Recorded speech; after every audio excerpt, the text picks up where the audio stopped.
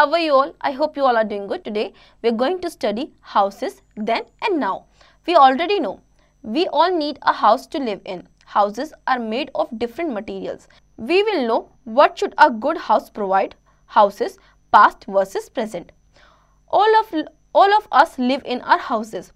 We keep our belongings, feel comfortable and live with our family members in our house. Okay, देखिए हम सब घरों में रहते हैं.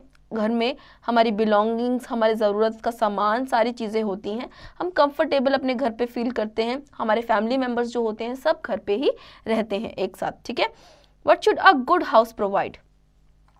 एक गुड हाउस को क्या प्रोवाइड करना चाहिए? अ good house should have enough space so that the people in the house can live there comfortably. A spacious house have a number of rooms for different purposes.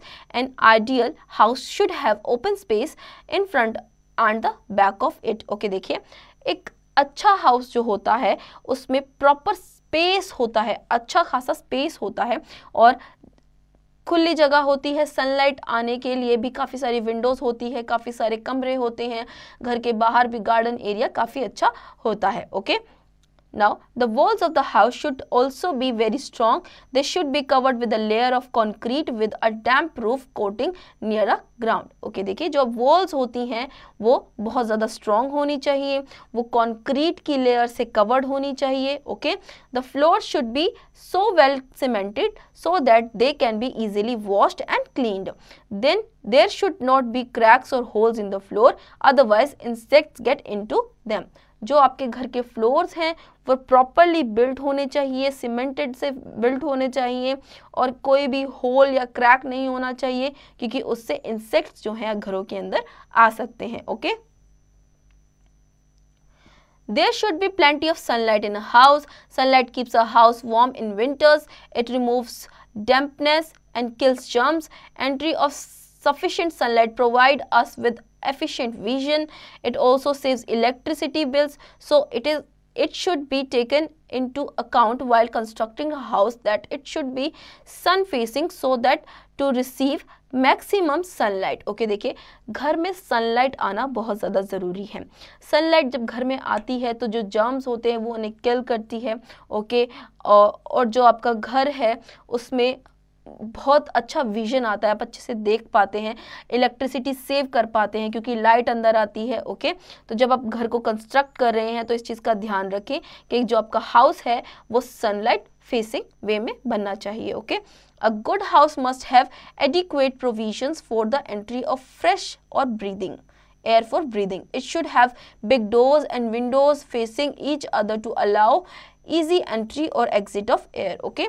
एक जो अच्छा house होता है उसमें काफ़ी सारा स्पेस होना चाहिए, बड़े बड़े डोर्स विंडोज़ होनी चाहिए जिसमें से जो एयर है वो एंटर भी कर सके और एग्जिट भी कर सके. Okay. A good house should have a good network of water storage and supply. There should be a big storage tank so that we may use this water when required. देखिए एक good house के पास water storage और supply बहुत अच्छी होनी चाहिए. एक बहुत बड़ा टैंक होना चाहिए जिसमें पानी रख सकें और जब भी आपकी रिक्वायरमेंट हो तब आप उसे यूज़ कर सकें. A good house should have a proper drainage system to carry away dirty water. The drains carrying water from the kitchen and the bathroom should be covered with nets to prevent mice, rats, moles and snakes from entering the house. Okay, आपके घर का जो drainage system है वो बहुत ज़्यादा proper होना चाहिए और उन पे नेट्स लगानी चाहिए ताकि वो कवर्ड रहें और आपके घर में रैट्स, माइस, स्नेक्स जैसे जितने भी एनिमल्स हैं वो एंटर ना कर सकें. Okay. A good house should be strong so that it can bear the turmoil of the rain, storm and sun. The materials used for the construction of the house should be such that it is strong enough to protect its resident from the natural disasters. The doors should be strong enough and firmly fitted.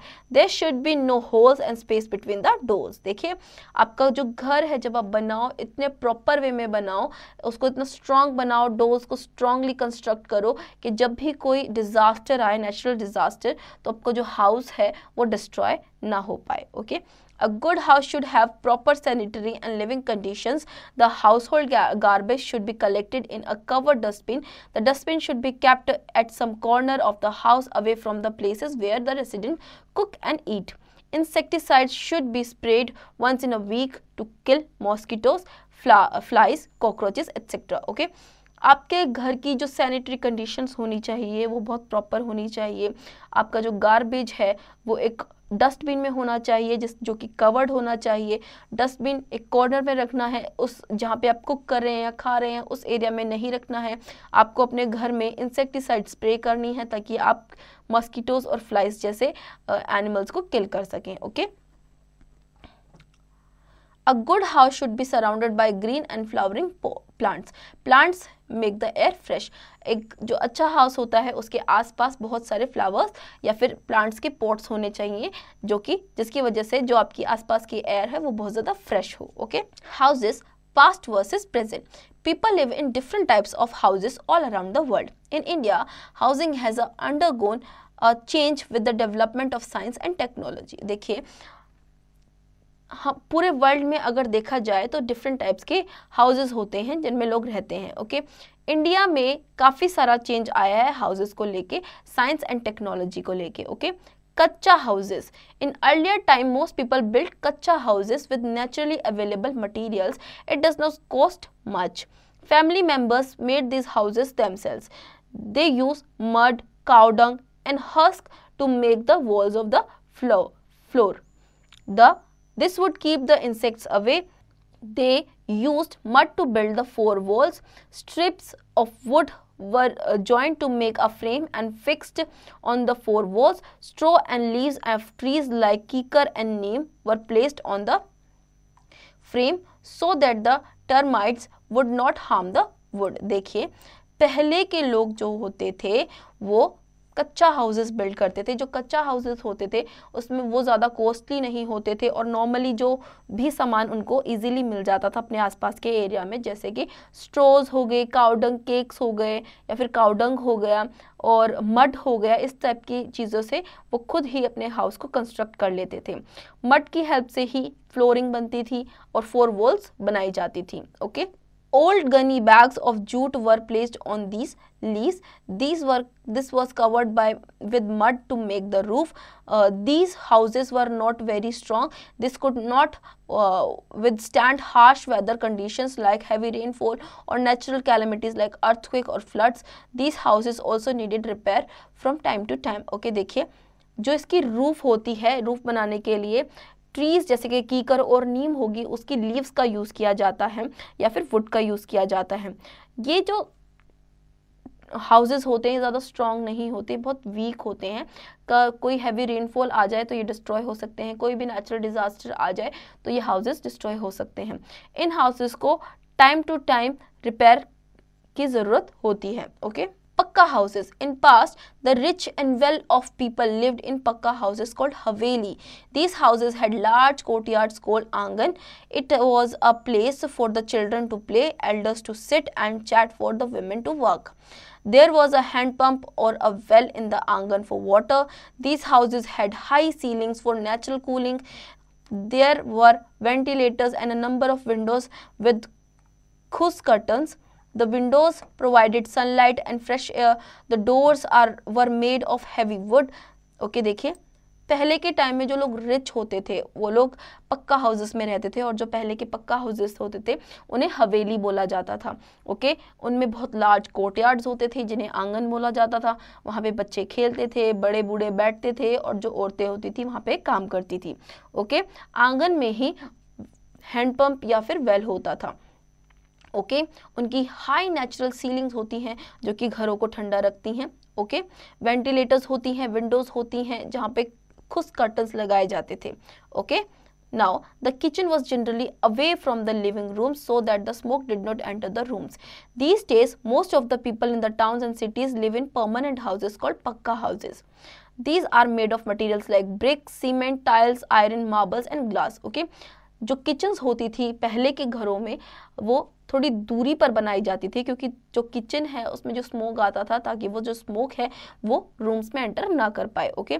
आज के time में जो permanent houses हैं वो permanent houses, पक्का houses बनाए जाते हैं, वो बनते हैं आपके bricks, cement, tiles, iron, marbles और ग्लास से. Okay. The walls are made of marble or stone. Wood and glass are used for making doors and windows. The flooring is covered with marble. Pakka houses are strong and permanent. They do not need repair frequently. Each house has all modern facilities. Okay, देखिए जो पक्का houses होते हैं वो उनके जो floors होते हैं marbles और stone से बनते हैं. Woods और glass का use किया जाता है doors और windows बनाने के लिए. इन houses में फ्रीक्वेंटली रिपेयरमेंट की ज़रूरत नहीं होती है और हर हाउस में मॉडर्न फैसिलिटीज़ होती हैं. Okay. Now the toilet and the bathroom are inside the house. Pipes are put in the kitchen and toilet to take away the waste materials. There is a proper drainage system. Houses are well ventilated with a number of windows and doors. Okay. घरों के अंदर toilet और bathrooms होते हैं, pipes होती हैं kitchens पे, जो भी आपका डर्टी वाटर है वो सारा प्रॉपर ड्रेनेज सिस्टम होता है इसका. ठीक है. हाउस जो होते हैं वो प्रॉपरली वेंटिलेटेड होते हैं, डोर्स होते हैं, विंडोज होते हैं. Okay. Nowadays there is the shortage of land in the cities. The shortage of space has resulted in construction of very tall buildings. These are called multi-storied buildings. Each multi-storied building has many flats and apartments. Very tall buildings with many storied are called skyscrapers. देखिए क्योंकि अब जो land है उसकी shortage हो रही है, population बढ़ रही है तो लैंड की शॉर्टेज होती जा रही है, तो जो सिटीज़ है वहाँ पे मल्टी स्टोरेज बिल्डिंग्स बनाई जा रही है जिसमें हर फ्लोर पे अलग अलग अपार्टमेंट्स बनाए गए हैं. ओके. तो जो बहुत ज़्यादा टॉल बिल्डिंग्स होती है उनमें बहुत ज़्यादा स्टोरेज होती हैं, उन्हें स्काईक्रैपर्स भी बोला जाता है. Okay, very big houses are called bungalows. These houses have many rooms, lawns, garage, etc. Some bungalows also have swimming pools. Okay, जो सबसे बड़े बड़े houses होते हैं उन्हें bungalows कहा जाता है. इन bungalows में बहुत सारे कमरे होते हैं, lawns होते हैं, okay, garage होता है, swimming pools भी होते हैं. Okay. Let's know. An igloo is a house made of ice. The Eskimos who live in the cold regions build such houses. The igloo is given the shape of an upside down bow. देखिए bowl. इग्लू जो होता है वो ice से बना हुआ घर होता है. एस्किमोस उन घरों में रहते हैं, उन्हें बिल्ड करते हैं.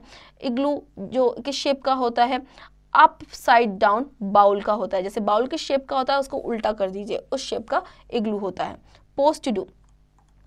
Compare the houses then and now. Point of difference: houses in the past, houses in the present. Materials: floor, wall, roof, cost. ये आप खुद से करेंगे. Sum up: we can keep our belongings, feel comfortable and live with our family members in the house. A good house must have adequate provisions for the entry of fresh air for breathing. A good house should be surrounded by green and flowering plants. Plants make the air clean and fresh. The kacha house was usually made by family members themselves. They use mud, cow dung and husk to make the walls of the floor. Pakka houses are made of materials like bricks, cement, tiles, iron, marbles and glass. A multi-storied building has many flats or apartments. Very big houses are called bungalows. So students, I hope आपको ये chapter समझ में आया होगा. अब इसके exercise की practice आप खुद से करेंगे.